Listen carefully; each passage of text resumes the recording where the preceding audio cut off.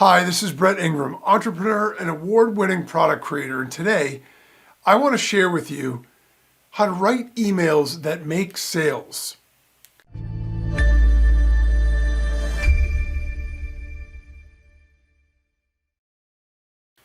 So email marketing is one of the most effective methods of marketing and generating revenue online. And there's a number of reasons for that.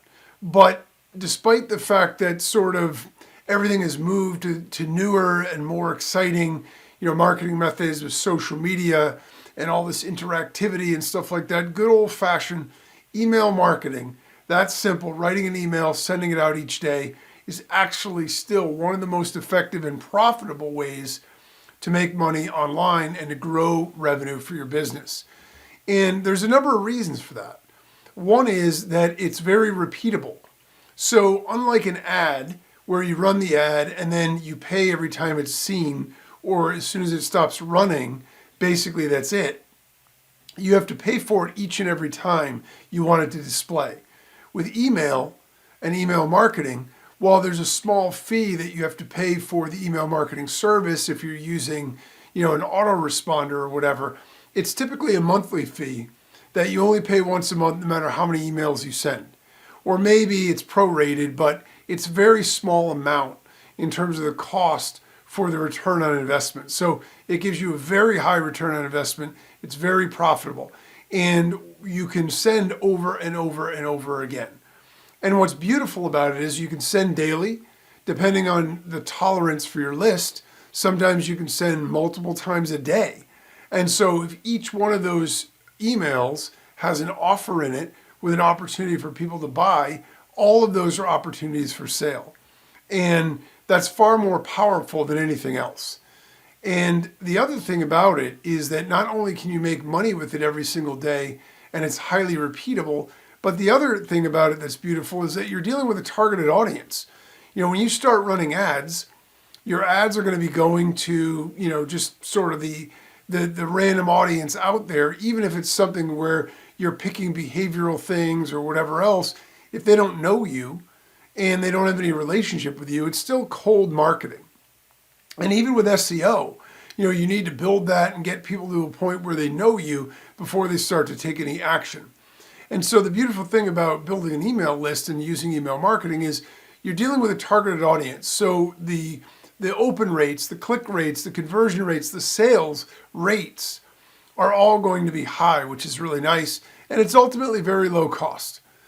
Regardless of how large your list is and regardless of how much your autoresponder email marketing tool is charging you each month, compared to the other marketing methods, it's a very low cost method for being able to generate money. So for sure, there's no doubt that it's really effective for all those reasons, but also just the empirical data.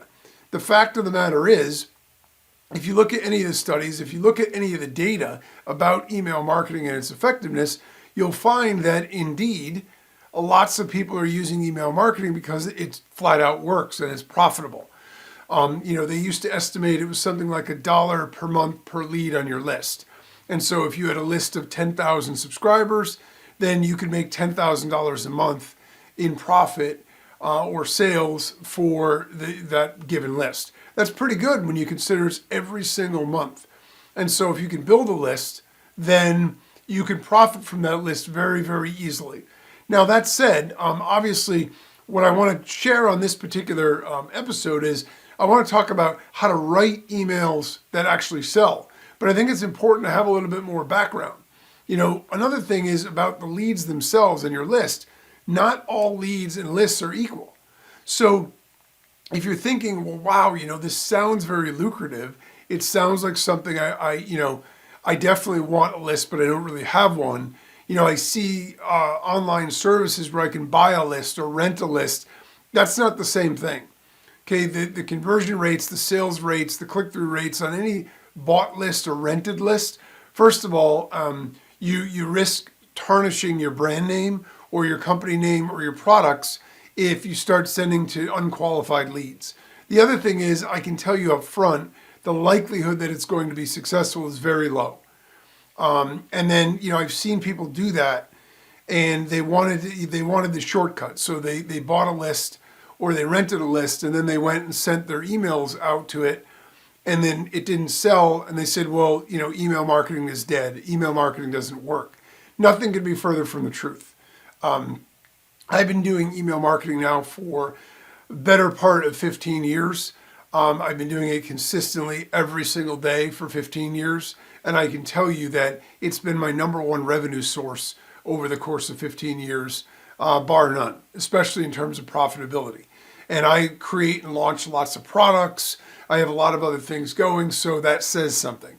And big companies are finding exactly the same thing. It's the reason that your email inboxes are always flooded with emails from every person you've ever signed up for. It's also why every time you buy anything anywhere, they want your email address, because they know the value of that one sale is one thing, but the value of being able to continue to market to you is far more valuable. And so that's really the deal. And so the moral of that story is you should be building an email list at all times. Okay, so you need to be building an email list. If you are already, great. If you aren't, you need to start adding lead capture, email capture to your process somewhere, because it's super important. But even if you have a list, and even if you've already done all that, you still need to know how to market, right? You still need to know how to use that to be able to generate sales. Now, you can sell, when I'm talking about marketing, you can sell your own products, but you can also sell affiliate products. So the beauty of email marketing is you don't even actually have to have any products. If you have content that you have online or whatever, and you can get people to give you their email address to get it, you can promote products that aren't even your own. So you have no customer support, no product development, no fulfillment, no nothing. You just promote them as an affiliate and you get paid a percentage. Amazon is the easiest example of this. They're a gigantic company, but they also have an affiliate program. So if you're a member of the affiliate program, you can make money just by sending people to Amazon to buy stuff they were going to buy already. Now, the percentages there are a lot lower than they are on some of the affiliate networks like ClickBank or JVZoo or Warrior Plus, where you're promoting digital products and you can earn as much as 50% of the sale. But nonetheless, you can create sales and commissions or profit from your own products, affiliate products, whatever. It doesn't really matter. And so I want to share a little bit about my email marketing experience and journey to help you understand how I got to a point where I understood how to write emails that sell. And then I want to share that process with you. So when I started building a list, one of the very first things I ever did to build a list was there was a giveaway site. And these things are so old now, I don't think anybody's ever done them anymore. But at the time, there was somebody in my industry that was doing this thing called a giveaway, where everybody donated a digital product and he put it in one big marketplace. And then everybody promoted it.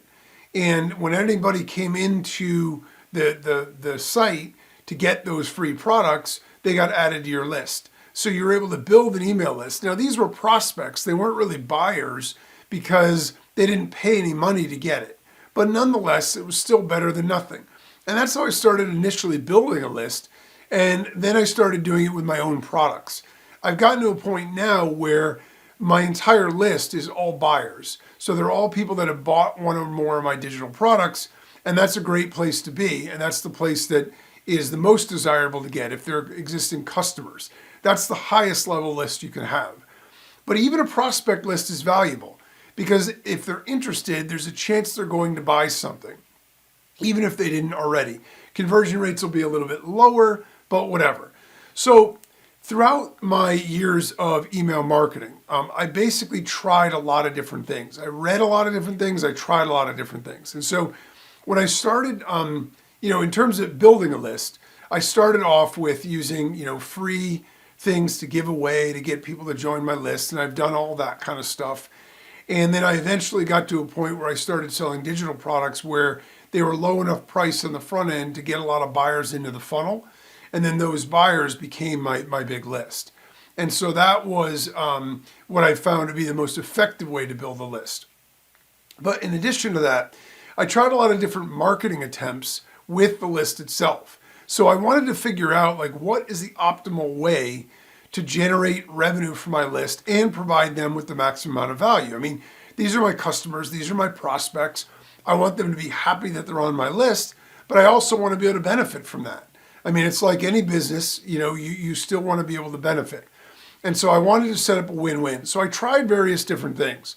I've tried just blatant pitches, where it's basically just, here's a sales pitch for a product and a link, go click it type of thing, right? So I've tried that.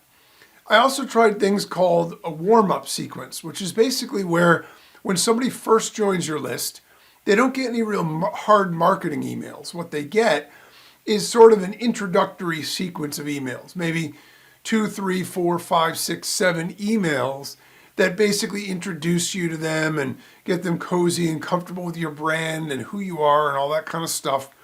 And then you start marketing to them after. The idea there is to create a relationship, build some goodwill, do all that kind of stuff, and then start to pitch them. I've also done a thing called a soap opera sequence. Now, there's a marketer who had created a brilliant email marketing product, and he created this entire thing where he taught people how to create excellent email marketing sequences. And I fully believe in his product, although I have a funny story about it with my own list, because it didn't actually work. And I'll get into why that is shortly. But basically the idea with that is, he surmised that, when people watch television, right, there's a thing called, in a soap opera, or in most, network TV now, they always end each episode on a cliffhanger, right? They always end it with something that's shocking, that you need to know what happened. You need that closure. So you're going to tune in the next day.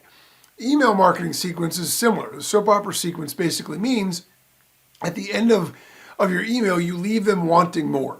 You let them know something else is coming, the big reveal, and that they need to open the next email. And the idea is to train them to open your emails.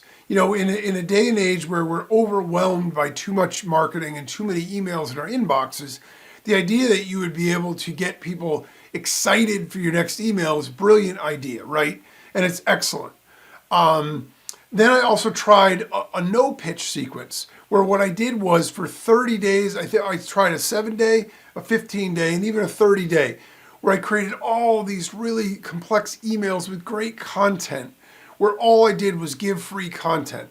These people that joined my list, I wanted to overwhelm them with free information, great content, real personal emails. I spent a long time making this really nice sort of warm-up sequence with no pitches at all, no links, no nothing except the free downloads and all that. And I've tried value-added pitches, where basically it's a pitch, but I also tell them a little bit a secret about how to get more out of the product that they could buy in the link or whatever else. So I've tried all of these different things. These are all sort of the different ways that you can onboard people or introduce them to your list or warm them up for marketing. And I just want to tell you, for me personally, actually what worked best was, believe it or not, the blatant pitch. Yeah. So when I tried, first off, when I tried blatant pitches, what happens is I do get some unsubscribes, but I get a lot of people that click through. Now, when I say blatant pitch, I don't mean, go click this link. What I mean is, it's basically, there's no disguising it.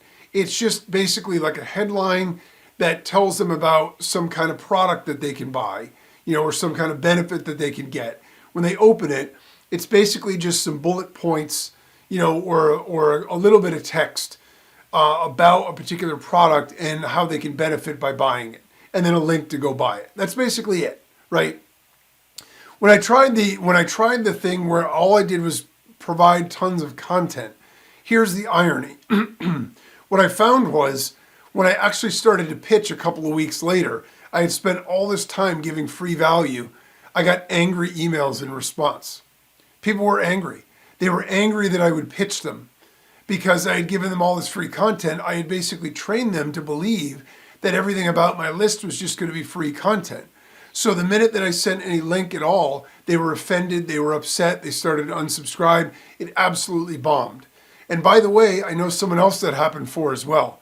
He tried exactly the same thing, and he had a really good reputation in the industry, and he ended up burning an entire month or two worth of revenue he could have been making because he wasn't pitching anything. The value-added pitch works also, where I'm able to give some extra tips or pointers or some general ideas and then a link to a product. Both of those methods have worked. But the soap opera sequence also I found did not work for me.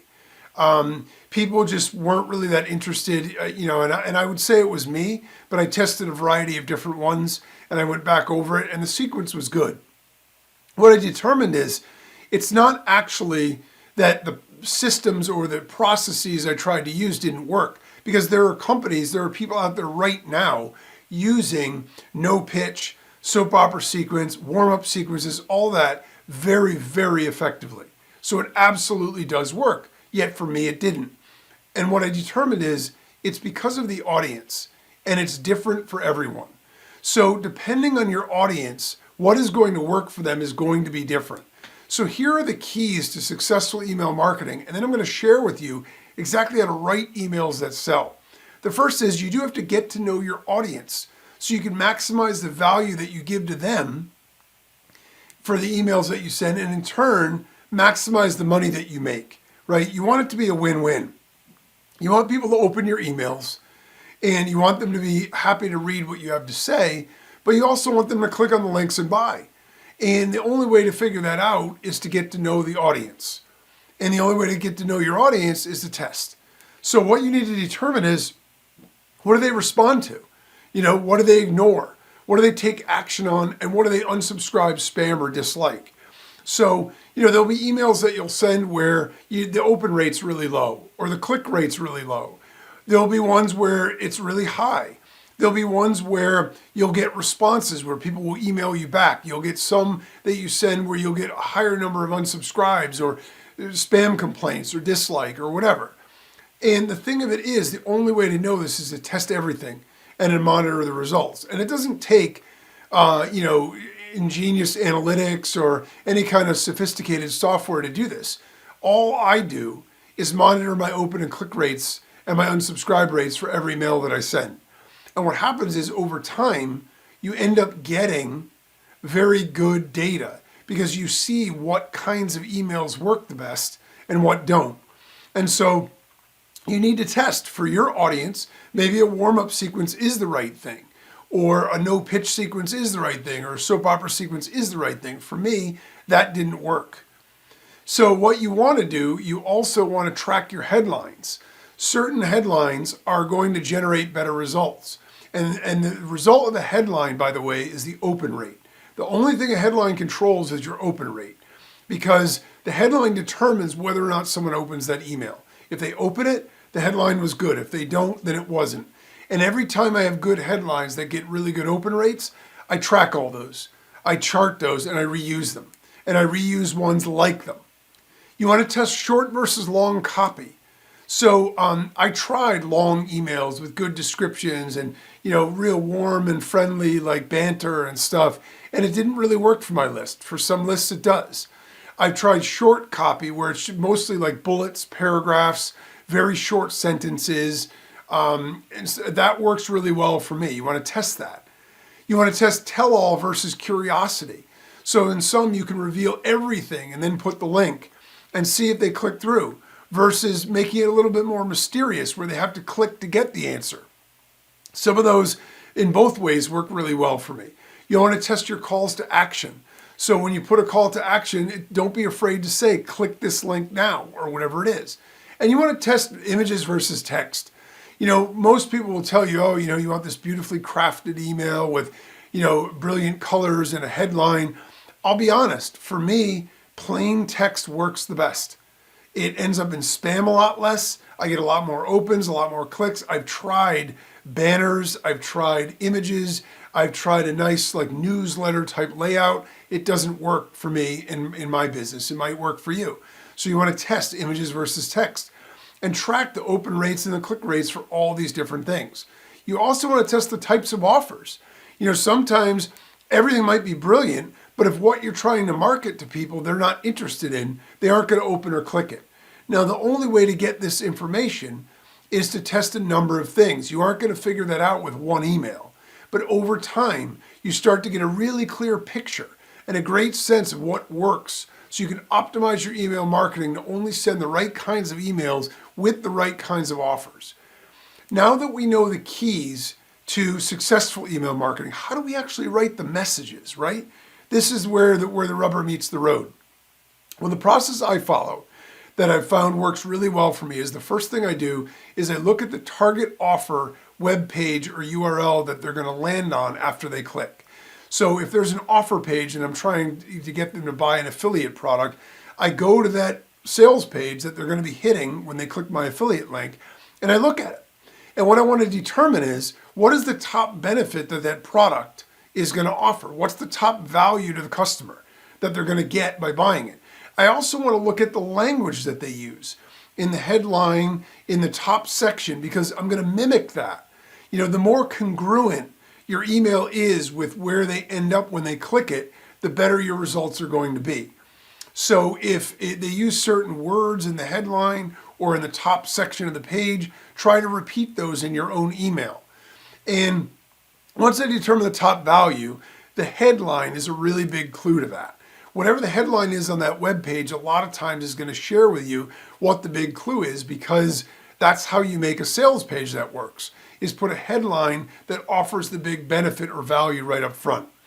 Then I determine the rest of the benefits or key points. So I scan the page.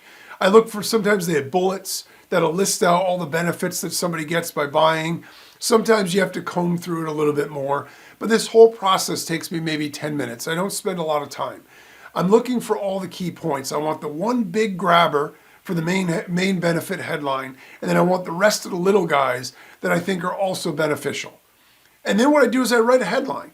And for me, I go with a short headline with the big benefit featured in it. So I've found short headlines work really well. I might use one capital word in the middle of it with the biggest benefit highlighted there. I might even use a form of their own sales page headline as my headline, because again, it's fully congruent. When someone clicks through and goes to that sales page, they're going to see the same headline. It's going to be congruent. They're going to know they got to the right place. So I write the headline, I make it short, punchy, with the big benefit. And then the only goal of your headline is to get them to open the email. So that's what you need to remember. When you're writing a headline, it's not about getting them to click anything. It's not about getting them to buy anything. The only goal of the headline is to get them to open the email. So whatever will do that, sometimes curiosity, sometimes a question, try various things. And then I write the email. And for me, I use very short sentences. I use phrases. I use a lot of white space. I never have more than 2 or 3 lines of text consecutively. I always put a line break in between. I make the formatting very easy to read with a format, and I use bullets. Because if it looks like a book, if it's paragraphs of text, people don't want to read books. So they aren't going to read the email, at least in my market. So what I do is I do bullet points. I do short little 1 sentence, maybe 2 sentences, then a line break, and then another sentence. So that way, and all the sentences are short, right? I keep the language simple and I write really simple. Because the only goal of the body is to get the click on the link. So again, with the body, you don't need to reveal everything. You can try it, but you can also keep it a little bit mysterious. The only goal of the body copy is to get the click on the link. And then I add the hyperlink with a call to action. And so I will put the hyperlink, the call to action, as the hyperlink with the link in it. Like, click here to grab this now, or, #1 traffic software on the planet, and it is hyperlinked. So when someone clicks it, they go through to the sales page. And remember, it's the offer or the sales page that needs to do the selling. Your job in the email marketing is to get people to click through only. If they're all clicking through and no one's buying, that's not a problem with the email. That's a problem with the offer page. Okay? If they're not opening or they're not clicking, then that's a problem with the email. If they're not opening, it's a problem with the headline. If they're not clicking, that's a problem with the body copy. And what you do is just test and track. The more you test, the more you track all the stuff that works and the stuff that doesn't, you get a very good sense of what you can work with and what's going to be effective. And I have a whole series of headlines now that I can reuse over and over again periodically to know that I'm going to get really good open rates because they work. So by tracking all of that, it's very, very simple. So the takeaway here is that email marketing can add a significant and consistent revenue stream to our business if we do it right. Building a list is the first step, but it's not enough by itself. We need to learn about our subscribers and what they like, what they value, and what they respond to, and then tailor our email marketing to that. The actual format and content may be different for each of us, but by following this simple process, we can maximize our email marketing revenue faster and easier.